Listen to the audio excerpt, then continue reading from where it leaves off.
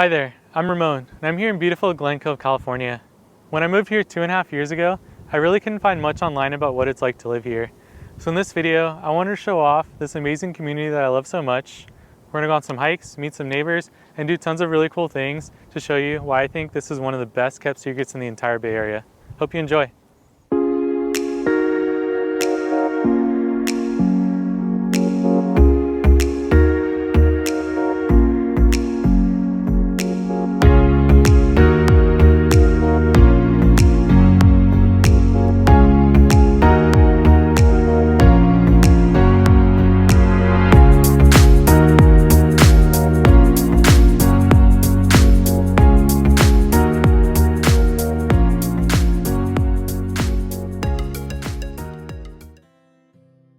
Glen Cove was established in the late 1980s.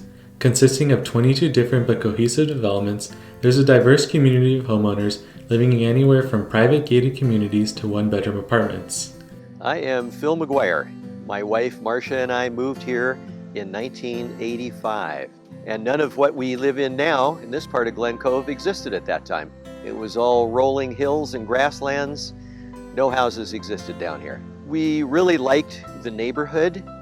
It was just beginning to blossom. Houses were being built. It looked like a kind of place where we could eventually raise kids, and it was convenient to travel from here to our work. Situated on the Carquinez Strait, it is one of the most affordable waterfront places you can live in the entire Bay Area. As of June 2023, the median sold home price was under $700,000.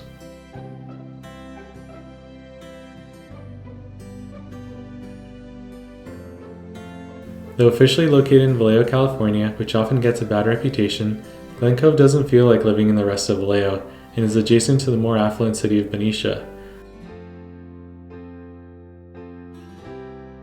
A fun fact that most people don't know about is that Vallejo and Benicia were actually each the state capital of California at one point in the 1800s. Whether you're a thrill seeker looking for an adrenaline rush at Six Flags Discovery Kingdom, or a connoisseur of fine spirits exploring the Savage and Cook Distillery, where six-time NBA champ Scottie Pippen's signature whiskey is made, there's always something exciting to discover here in Vallejo. And the best part? Glen Cove's proximity to major highways means you're just a short drive away from San Francisco, Napa Valley, and beyond. Without traffic, you can reach downtown Napa and the Sonoma Raceway in under 30 minutes. The capital of Sacramento is an hour northeast, and Silicon Valley is an hour south. You can drive to San Francisco in only 35 minutes or take the scenic ferry ride that takes an hour. As a side note, the Vallejo to San Francisco ferry is one of the best kept secrets of the entire Bay Area, as it contains a full bar, free Wi-Fi, and provides a sightseeing tour of the Bay Area's waterfronts and bridges. It's also a great way to get to Giants and Warriors games and save money on the horrendously expensive parking there. I've always found a really fun crowd on the ferry, and the Bay Area regional transit leaders are working to expand service to even more cities along the coast. Being on the water, temperatures are usually a lot more mild than in further inland communities. The breeze blowing down the Carquinez Strait usually makes warm summer days less hot and perfect for growing coastal wines like Chardonnay, as shown here in the Lighthouse Vineyard at the Glen Cove Marina. Speaking of which, the Glen Cove Marina was named the best marina in the United States in 2014, and though not well known, has a thriving and active community. You can rent the historic lighthouse for private events like weddings, or stay at the beautiful Victorian Inn by booking it on VRBO.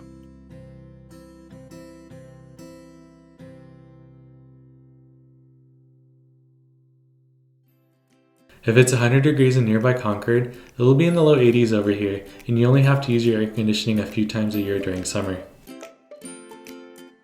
If you love the outdoors, Glen Cove has so much to offer with its picturesque scenery. Being on the San Francisco Bay Trail and the Bay Area Ridge Trail, there are plenty of hikes to do along the water, with panoramic views of Mount Diablo and Mount Tamalpais. The Strait is also great for water sports, and there's even a local whaleboat rowing team, the Solana Rowing Club.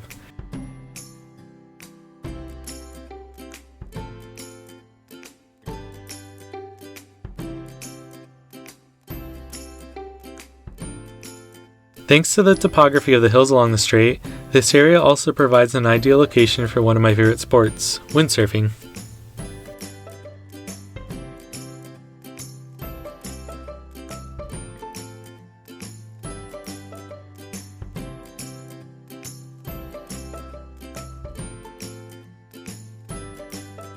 With several nearby ports, you also see a lot of maritime activity along the strait.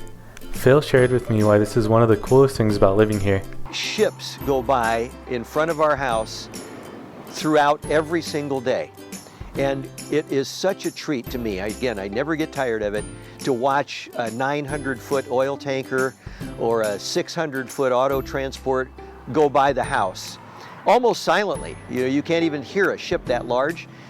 And so if you don't happen to see them, they'll go right by and you'll never know it. Several trains also pass along the water on the other side in Crockett, and you can hear them as they blow their horn while they go by.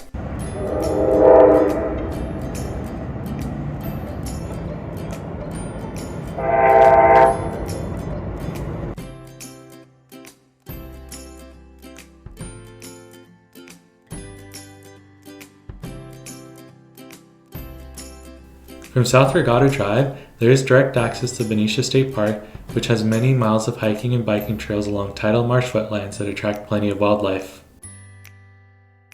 With efforts to clean up the Carquinez Strait, there has been an increase in marine ecology in the area.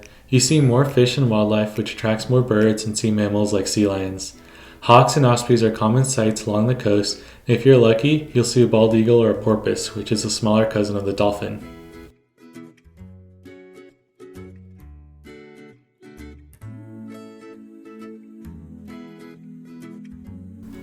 You'll see lots of fishermen catching everything from striper to sturgeon, salmon, and even small sharks. I met Drew, who has been fishing here his entire life and grew up in Vallejo on Mare Island. He explained to me why he loves it so much here. I love it. It's my favorite place on earth to come. So I come fishing here. There's tons of fish you could catch here: striper, sturgeon, halibut, and the big one is salmon. People come here for salmon every year, starting in July to December or October, whenever they cut it off. Salmon season, when you come up, like when you walk up, you say you've been coming here all year, you really won't smell like a salmon smell, but when I'd say August, September, you'll come down here, you can almost smell them just from them swimming through. If you're a fisherman, you'll know what I'm talking about. Like, you'll smell the difference. Last but not least, Glen Cove has a vibrant community spirit.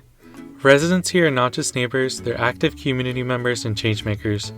From repaving the tennis courts to bringing back the closed fire station, Glen Cove's community works tirelessly to create a better place for all.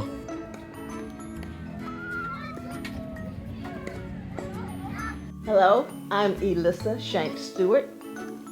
And I'm Ward Stewart, and we live in Glen Cove. We're both civic-minded people.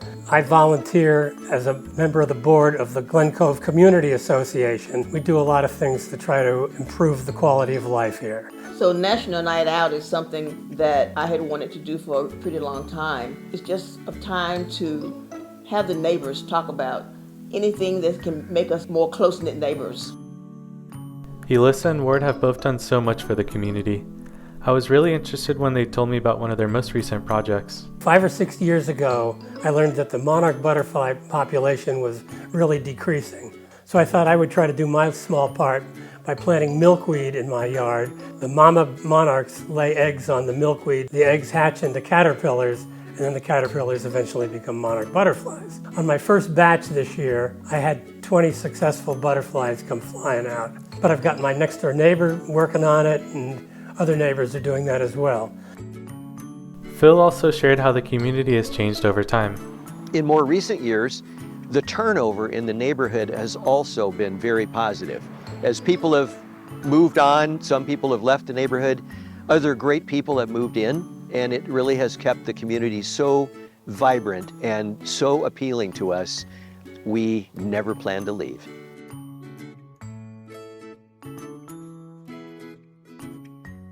Teri, who moved here recently from the East Coast, shared why she loves this area and how it's perfect for her dogs. I'm Teri Smets and I live in Glen Cove. The location, it's a beautiful location and just the sense of community. I mean, there's a really nice little quiet community here in Glen Cove, which I think is very different than what you would find in a bigger city. And it's not that far away from San Francisco. Apollo loves to sit in the front yard, which I fenced in for him, and both dogs, and just check out the breeze and the birds flying by, the people walking their dogs, always saying hello. Everybody knows who Apollo and Luna are. Every night I just look out and I check, okay, what's the sunset look like tonight? And also, we're right next to the sugar factory, the CNH sugar factory. So at night, it looks like a cruise ship on the water, which is absolutely gorgeous. With wine nights, several clubs, and a neighborhood watch, there's a strong engagement from residents, and it's not just a place to live, but a wonderful area that people are proud to belong to. So, as the sun sets over the Carquinez Strait and paints the sky with hues of orange and pink, one thing becomes clear. Glen Cove is more than just a place to live. It's a waterfront paradise full of people who deeply care about this place. It's a hidden gem waiting to be discovered. We hope you check it out someday and like it as much as we do.